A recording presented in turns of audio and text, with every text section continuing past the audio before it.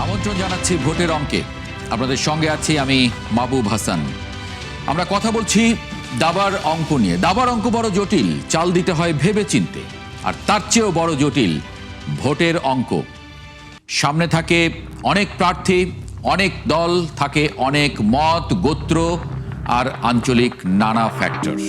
আর এইসবই নির্ধারণ করে নির্বাচনে জয় পরাজয়ের জটিল সব সমীকরণ।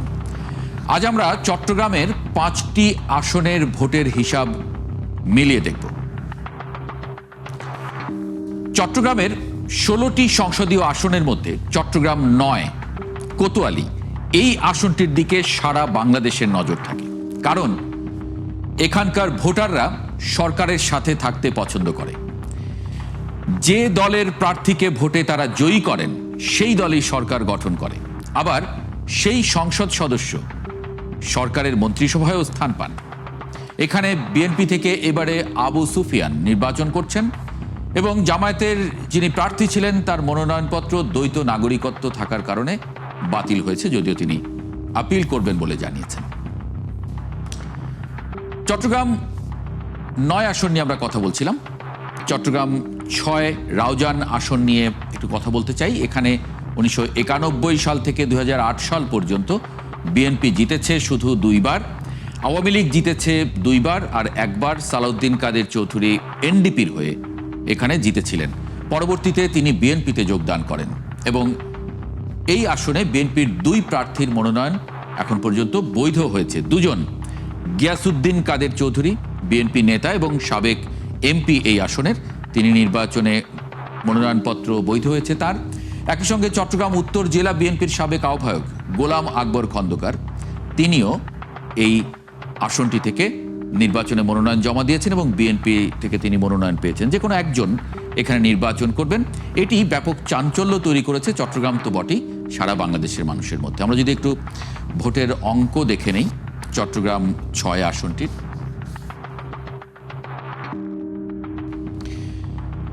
চট্টগ্রাম 6 আসনের মোট ভোটার 3,39,988, প্রায় 3,40,000 ভোটারের আসন এটি। পুরুষ ভোটার 1,78,971, নারী ভোটার 1,61,017 জন। নতুন ভোটার এখানে 23,068 জনের মতো এবং 2008 সালে এখানে মোট ভোটার ছিলেন 2,02,03 জন। সেই হিসাবে এই আসনে তরুণ ভোটার আছেন, আমরা যাদেরকে বলছি যে প্রথমবারের মতো তারা জাতীয় সংসদ নির্বাচনে ভোট দেবেন, সেই সংখ্যাটা 1,39,785। অনেক বড় একটি সংখ্যা 3,39,000 ভোটারের মধ্যে। অর্থাৎ এখানে তরুণ ভোটার 41% ভোটার এখানে তরুণ। তারা এখন পর্যন্ত কোনো সংসদ নির্বাচনে ভোট দেননি, তারা এবার নতুন করে ভোট দানের জন্য আগ্রহী হয়ে আছেন। আমরা চট্টগ্রাম 9 আসনটির কথা বলছিলাম। চট্টগ্রাম 9 আসনটির যদি একটু আমরা তথ্য দেখি, যদি সুযোগ থাকে, 8 আসনটি দেখে নেব কিনা সেটাও। জি, চট্টগ্রাম 8 আসনে মোট ভোটার আছেন 5,54,729 জন। 2,82,601 জন আছেন পুরুষ ভোটার। নারী ভোটার আছেন 2,72,127 জন। তৃতীয় লিঙ্গের ভোটার আছেন এখানে 1 জন এবং নতুন ভোটার 39,156 জন। আর 2008 সালে মোট ভোটার ছিলেন 3,23,752 জন এবং আমরা যাদেরকে তরুণ ভোটার বলছি, অর্থাৎ 2008 সালের পরে যারা ভোটার হয়েছেন, ভোটার তালিকায় যাদের নাম উঠেছে, এই ভোটাররা এখন পর্যন্ত কোনো সংসদীয় নির্বাচনে তিনি ভোট দিতে পারেননি। সেই সংখ্যাটা 2,30,000। এখানেও প্রায় 42 অর্থাৎ 41.64% মোট ভোটারের সংখ্যাটা অনেক বড় এবং তারা এখন পর্যন্ত ভোট দেননি এবং তাদের ভোটের প্যাটার্নটা আমাদের এখনো জানা নেই, ওনারা কাকে নির্বাচিত করতে পারেন। চট্টগ্রাম 9 আসনটি নিয়ে একটু দেখব আমরা। চট্টগ্রাম 9 আসনের কথা বলছিলাম। এই আসনটি খুবই চমকপ্রদ। এখানে যিনি নির্বাচিত হন তিনি আসলে সরকারের মন্ত্রী হন, একই সঙ্গে এই আসনের ভোটাররা সবসময় সরকারের সঙ্গে থাকেন। মোট ভোটার 4,16,363, পুরুষ ভোটার 2,13,906, নারী ভোটার আছেন 2,02,448। তৃতীয় লিঙ্গের ভোটার আছেন এখানে 9 জন, নতুন ভোটার 6,787। 2008 সালে এখানে ভোটার ছিলেন 3,85,000। সেই হিসাবে এখানে তরুণ ভোটার আছেন 31,000-এর মতো। সংখ্যাটা অন্যান্য আসনের তুলনায় অনেক অনেক কম, সেই সংখ্যাটা 7%। এই 7% ভোটার এখন পর্যন্ত কোনো সংসদ নির্বাচনে ভোট দেননি। তারা এই আসনে এবার নতুন করে ভোট দেবেন ত্রয়োদশ জাতীয় সংসদ নির্বাচনে। চট্টগ্রাম 10 আসনটি, আমরা চট্টগ্রাম 10 আসনের কথা বলছি। এখানে এক সময়ে বেগম খালেদা জিয়া নির্বাচন করেছিলেন 1991 সালে। এরপরে তিনি আসনটি ছেড়ে দিলে আমির খসরু মাহমুদ চৌধুরী উপনির্বাচনে এই আসনে জিতে আসেন। এরপরও বিএনপির থেকে বিএনপির কেন্দ্রীয় নেতা এবং মন্ত্রী প্রয়াত নেতা আব্দুল্লাহ আল নোমান স্থায়ী কমিটির সদস্য ছিলেন। তিনি এখানে নির্বাচন করেছেন, একাধিকবার এখানে নির্বাচন করে জিতেছেন। এবারের নির্বাচনে তার ছেলে সাইদ আল নোমান তিনি নির্বাচন করবেন এই আসনে।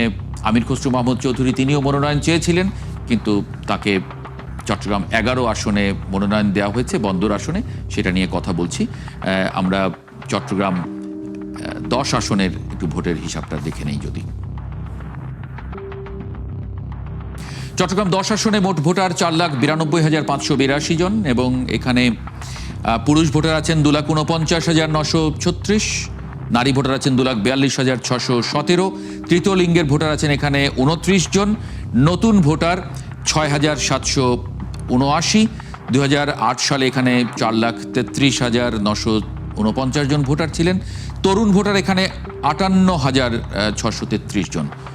মোট ভোটারের হিসাবে সেটা 11.90, প্রায় 12% ভোটার এখানে তরুণ, মানে তারা প্রথমবারের মতো ভোট দেবেন 2008 সালের পরে যারা ভোটার হয়েছেন। আমরা চট্টগ্রাম 11 বন্দর আসন, খুবই গুরুত্বপূর্ণ আসন। চট্টগ্রাম তো বটেই, সারা দেশের আঙ্গিকে এখানে নির্বাচন করছেন আমির খসরু মাহমুদ চৌধুরী। এই আসনটি বাংলাদেশের লাইফ লাইন বলা হয়, কারণ এখানে যেমন তেল শোধনাগার আছে চট্টগ্রাম বন্দর, আছে নৌঘাঁটি, বিমান ঘাঁটি, কারখানা, ইপিজেড, বাণিজ্যিক এলাকা, সব কিছুই এই আসনের ভেতরে।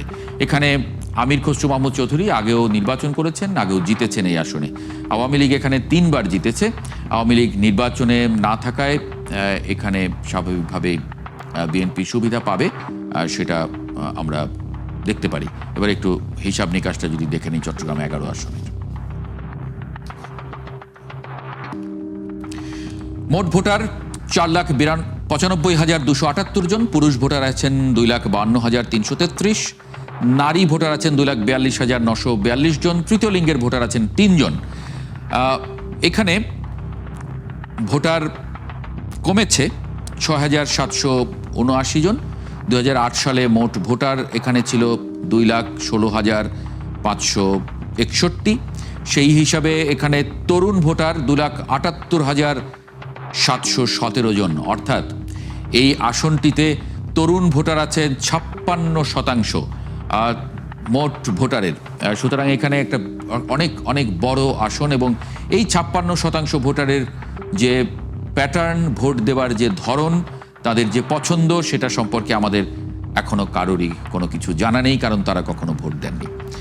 আমরা চট্টগ্রামের এই আসনগুলো নিয়ে আর একটু ডিটেইলে জানতে চাই। মাঠের চিত্রটা কি, মাঠ কি বলছে, আমরা হিসাব নিকাশ দেখছিলাম। প্রণবেশ চক্রবর্তী আমাদের সহকর্মী চট্টগ্রাম থেকে যুক্ত হচ্ছেন।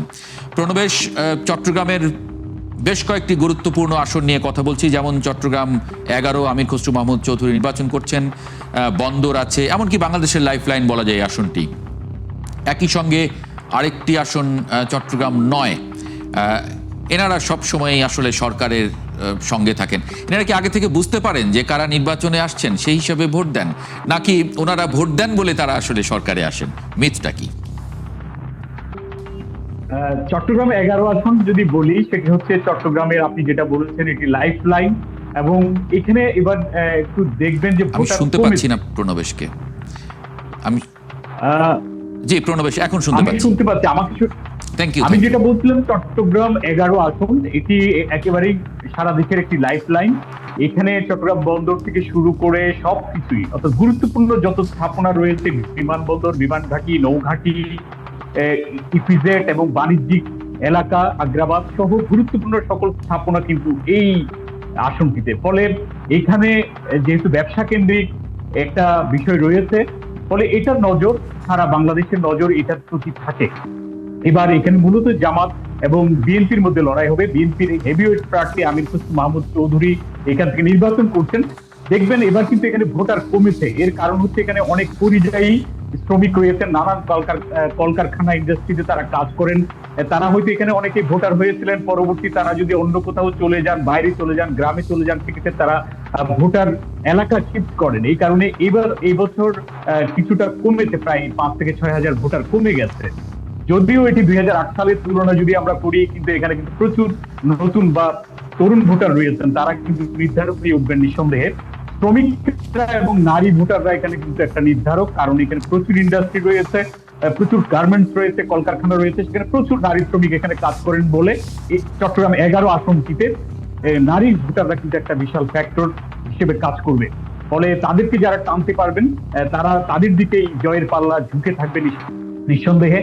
আমির খসরু মাহমুদ চৌধুরী এখানে আগেও জয়ী হয়েছেন এই আসনটিতে, চট্টগ্রাম বন্দর সহ ডবল মুরিং 11 আসনটিতে। আরেকটি গুরুত্বপূর্ণ আপনি যেটা বলেছেন, চট্টগ্রাম 9 আসন, এখান থেকে যারা বিজয়ী হন তারাই বারবার সরকার গঠন করে থাকেন বলে একটা মিথ রয়েছে। তো এবারও হয়তো সেটিই হবে। চট্টগ্রামের এই আসন থেকে আবু সুফিয়ান বিএনপির পক্ষ থেকে প্রার্থী হয়েছেন, আর যিনি জামাতের প্রার্থী হয়েছেন তার দ্বৈত নাগরিকত্ব থাকায় তিনি কিন্তু এবার এখনো পর্যন্ত তার কি ঝুলে আছেন। যদিও জামায়াত তারা আশাবাদী যে তারা আবার ফিরে আসবেন এবং তারা নাগরিকত্ব সেটি হয়তো তারা যে দ্বৈত নাগরিকত্ব যে বিষয়টি, তারা হয়তো সেটি সাবমিট করে শুধু বাংলাদেশের নাগরিকত্ব নিয়েই নির্বাচনে লড়বেন বলে তারা এখনো পর্যন্ত তাদের যেসব ফলোয়াররা রয়েছেন তাদেরকে তারা আশ্বস্ত করছেন। তো সেই হিসেবে যদি তারা ফেরেন, তাহলে এখানে লড়াইটি হবে মূলত জামায়াত এবং বিএনপির মধ্যে। আর এর পরবর্তীতে এখানে গণসংহতি আন্দোলন রয়েছে, কয়েকটি বামপন্থী দল রয়েছে, আর তাদেরও কিছু ভোট এখানে আছে। আর এটি মূলত চট্টগ্রাম 9 এই আসনটিতে সংখ্যালঘু ভোটার একটা ফ্যাক্টর, এবং এখানে আগেও আওয়ামী লীগ সরকার থাকাকালীন আমরা দেখেছি যে এখানে দুটি ওয়ার্ডে কমিশনার ছিলেন কিন্তু সংখ্যালঘু, অর্থাৎ সংখ্যালঘু ভোটাররা থাকার কারণে চট্টগ্রাম 9 তাদের ভোটারও একটু একটা ফ্যাক্টর হিসেবে কাজ করবে। আর যদি জামায়াত ফিরতে না পারে, তাহলে সেখানে প্রণবেশ, চট্টগ্রাম 6 এর বিষয়টা কি? চট্টগ্রাম 6 আসনে আমি দেখছি যে বিএনপির 2 জন মনোনীত প্রার্থী আছেন। ওনারা কি দুজনে নির্বাচন করবেন নাকি একজন সরে যাবেন বা বসে যাবেন? মানে কি হবে ফ্যাক্টরটা? এখানে চট্টগ্রাম 6 খুবই গুরুত্বপূর্ণ চট্টগ্রামের জন্য, কারণ 5ই আগস্টের পট পরিবর্তনের পর এখানে এখন পর্যন্ত প্রচুর রাজনৈতিক খুন হয়েছে। আজকেও যদি বলি, কিছুক্ষণ আগে আমরা খবর পেয়েছি চট্টগ্রাম 6 রাউজান আসনে এখানে যুব দলের একজন গুলিবিদ্ধ হয়ে নিহত হয়েছেন। আধিপত্য এবং এই নির্বাচন কেন্দ্রিক যে ঘটনাগুলো ঘটছে, তারই এটা হয়তো একটি রেশ হতে পারে বলে আমরা স্থানীয়দের থেকে জানতে পারছি। আর এটি হচ্ছে মূলত সালাউদ্দিন কাদের চৌধুরীর আসনেই বলা হয়ে থাকে, একটা কথা প্রচলিত আছে। তিনি 1979 সালে প্রথম সালাউদ্দিন কাদের চৌধুরী এখান থেকে নির্বাচিত হয়েছেন। পরবর্তীতে 1986 সালে তিনি জাতীয় পার্টি হয়ে এখানে জিতেছিলেন। পরবর্তীতে 91 সালে এনডিপির হয়ে সালাউদ্দিন কাদের চৌধুরী এখানে জিতেছিলেন। 96 সালে বিএনপির হয়ে সালাউদ্দিন কাদের চৌধুরী এখানে জিতেছিলেন। এবার তার ভাই গিয়াস কাদের চৌধুরী তিনি বিএনপি থেকে মনোনয়ন পেয়েছেন, আবার বিএনপি থেকে একই আসনে মনোনয়ন দেওয়া হয়েছে গোলাম আকবর খন্দকারকে। তিনি বেগম খালেদা জিয়ার উপদেষ্টা ছিলেন। এখনো পর্যন্ত বিএনপি যেহেতু দুজনকেই মনোনয়ন দিয়েছে, ফলে দুজনের মনোনয়ন এখনো পর্যন্ত আছে। যদিও তাদের স্থায়ী কমিটি কিংবা কেন্দ্রীয় কমিটির পক্ষ থেকে বলা হয়েছে তারা হয়তো 20 তারিখ পর্যন্ত দেখবেন, এরপর হয়তো তারা ডিসিশন নেবেন যে বিএনপির পক্ষ থেকে কে থাকবে সেটি। তবে গিয়াসউদ্দিন কাদের চৌধুরী তিনি ঘোষণা করেছেন তিনি যদি বিএনপি থেকে না পান, তাহলে তিনি সেখানে স্বতন্ত্র তিনি করবেন বলে তিনি ঘোষণা দিয়ে রেখেছেন। তো সেক্ষেত্রে আসলে আমরা সামনে দেখতে হবে এই আসনটি যদি বিএনপির দুজনেই নির্বাচন করেন, সেক্ষেত্রে পরিস্থিতি আসলে কি দাঁড়ায়, সেটা নিশ্চয়ই আবারও কথা বলার সুযোগ আমাদের হবে। প্রণবেশ, অনেক ধন্যবাদ। নিশ্চয়ই আগামীকাল চট্টগ্রামের আরো কয়েকটি আসন আছে, আরো 5টি আসন নিয়ে আমরা হয়তো অন্য কোনো দিন কথা বলবো। অনেক ধন্যবাদ প্রণবেশ যুক্ত হবার জন্য আমাদের সঙ্গে। সহকর্মী প্রণবেশ চক্রবর্তী চট্টগ্রামের যে 5টি আসন নিয়ে আজকে আমরা কথা বলছি সেই আসনগুলো নিয়ে নির্বাচনের যে ভিউ সেটি জানাচ্ছিলেন, মাঠের ফ্যাক্টরগুলো জানাচ্ছিলেন। একটা ছোট্ট বিরতি নিচ্ছি ভোটের অঙ্কে, ফিরে আসছি কিছুক্ষণের মধ্যে অতিথিকে সঙ্গে করে। বিরতির পর আরেকবার স্বাগত জানাচ্ছি ভোটের অঙ্কে, সঙ্গে আছি আমি মাহবুব হাসান। চট্টগ্রামের 5টি আসন নিয়ে আজকে আমরা কথা বলছি। এই 5টি আসনের ভোটের হিসাব এবং ফ্যাক্টর নিয়ে আমরা কথা বলেছি বিরতির আগে। এই মুহূর্তে একটু বিশ্লেষকের দৃষ্টিতে দেখতে চাই এই আসনগুলোর ফ্যাক্টরগুলো আসলে কি। অধ্যাপক এজিএম নিয়াজউদ্দিন আমাদের সঙ্গে যুক্ত হচ্ছেন চট্টগ্রাম থেকে। অধ্যাপক নিয়াজউদ্দিন, আপনার কাছে একটু জানতে চাই, আমরা আজকে কথা বলছি চট্টগ্রামের 5টি আসন, বিশেষ করে চট্টগ্রাম 6, চট্টগ্রাম 8, চট্টগ্রাম 10, চট্টগ্রাম 11 এবং চট্টগ্রাম 9। এই আসনগুলোর ভোটারদের ফ্যাক্টর আসলে এবারে নির্বাচনে কি হতে পারে বলে মনে করেন? আমরা অনেকগুলো আসনে দেখছি যে একটা বড় সংখ্যক তরুণ ভোটার চট্টগ্রামের এই আসনগুলোতে আছেন, যারা এখন পর্যন্ত নির্বাচনে ভোট দেননি 2008 সালের পরে। ধন্যবাদ। আমরা যদি দেখি এই চট্টগ্রামের যে কয়টি আসনের কথা বললেন, তার বেশিরভাগই হচ্ছে চট্টগ্রাম শহরের ভোটারদেরই এখানে তারা ভোটার, এবং এখানে পরিলক্ষিত হয় যে এখানকার বেশিরভাগ ভোটারদের, এই যে আপনি বললেন নতুন ভোটার আছে, তাদের একটা প্রভাব অবশ্যই এখানে ভোটের ক্ষেত্রে প্রভাব পড়বে। কারণ তরুণদের মধ্যে যে আশা আকাঙ্ক্ষা পরিবর্তন, নতুন বাংলাদেশ গড়ার ক্ষেত্রে একটা পরিবর্তন তাদের মধ্যে, তাদের একটা আকাঙ্ক্ষা। এখন তারা বিবেচনা করবে যে আসলে এখন যারা বিবদমান প্রার্থী আছে, বিদ্যমান প্রার্থী, তাদের মধ্যে কাদের যে নির্বাচনী ম্যানিফেস্টো পরিকল্পনা, দেশকে এগিয়ে নেওয়ার ক্ষেত্রে কারা কতটুকু নিজেদের দলকে গুছিয়ে দেশকে আগামী সুন্দর বাংলাদেশ বিনির্মাণের জন্য কন্ট্রিবিউট করতে পারবে, তাদেরকে পছন্দ করবে। এখন আমরা যদি মোটা দাগে দেখি, এই বর্তমান সময়ে আমরা যেহেতু নির্বাচনী প্রতিযোগিতায় বিএনপি সবচেয়ে বড় দল হিসেবে সে একটা অগ্রগামী ভূমিকায় আছে, তার পাশাপাশি জামাত হচ্ছে এবং তার জোট হচ্ছে নিকটতম প্রতিদ্বন্দ্বী, অর্থাৎ বিএনপি এবং জামাতের জোটেরই আমরা দেখছি এখানে প্রতিদ্বন্দ্বিতা করছে। যেহেতু এখানে আওয়ামী লীগ বা আওয়ামী লীগের জোটের কোনো প্রার্থী নেই, সেক্ষেত্রে এই দুই দলের মধ্যে প্রতিযোগিতা। এখন ভোটারদের ভোট টানার ক্ষেত্রে আমরা গত 1 বছর অর্থাৎ 5 আগস্ট পরবর্তী সময়ে সবাই নতুন দল এনসিপি সহ যারা জোট করেছে জামাতের সাথে, তারা সহ বিএনপি সবাই এই ক্ষেত্রে যেটা চেষ্টা করেছে যে তারা নতুন বাংলাদেশ বিনির্মাণে তারা অঙ্গীকারবদ্ধ, এবং সেই হিসেবে তারা এক ধরনের কমিটমেন্ট দিয়ে প্রত্যেকটা দলের জুলাই সনদে স্বাক্ষর এবং কন্ট্রিবিউট করে এই পর্যন্ত এসেছে। এখন প্রার্থীরা, তরুণ ভোটাররা নিশ্চয়ই দেখবে এদের মধ্যে কোন দল কতটুকু গোছানো, তারা তাদের যে নির্বাচনী পরিকল্পনা, সেখানে প্রার্থীরা কতটা স্মার্ট এবং কতটা শিক্ষিত, মার্জিত, ভোটের পরিবেশ তারা কিভাবে হ্যান্ডেল করছে, সেগুলো অত্যন্ত গুরুত্বপূর্ণ। আপনি যদি দেখেন শুধুমাত্র এই যে চট্টগ্রাম 6 অর্থাৎ রাউজান আসন ছাড়া বাকি আসনগুলোর মধ্যে এক ধরনের গতি প্রকৃতি মোটামুটি প্রায় কাছাকাছি। যেটা আপনি বললেন চট্টগ্রাম 9 আসন, অর্থাৎ যেটা যার কথা বললেন, তারপর 10 আসন, 11 আসন। তো এখানে কিন্তু শিক্ষিত ভোটারের সমাগম বেশি, এখানে আরবান ভোটাররা এখানে সবচেয়ে বেশি। যারা এখানে আপনার নাগরিক যে সুযোগ সুবিধা সেগুলোকে তারা এনজয় করে, এবং সেখানে যে সমস্যাগুলো সেগুলো নিয়ে কাদের ভাবনা, কোন দলের ভাবনা কি, প্রার্থীদের ভাবনা কি, তারা সেগুলো জানতে চায় এবং সে ব্যাপারে খুবই কনসার্ন এই ভোটাররা নিশ্চয়ই। এবং সেই সংখ্যার ভোটার যেটি আপনি উল্লেখ করছিলেন, তরুণ ভোটার, সেই তরুণ ভোটাররা একটা ফ্যাক্টর হবেন এবার। খুবই সত্য কথা, আপনার বিশ্লেষণ সঠিকই বলছে বলে আমার মনে হয়, পরিসংখ্যানের সঙ্গে মিলছে।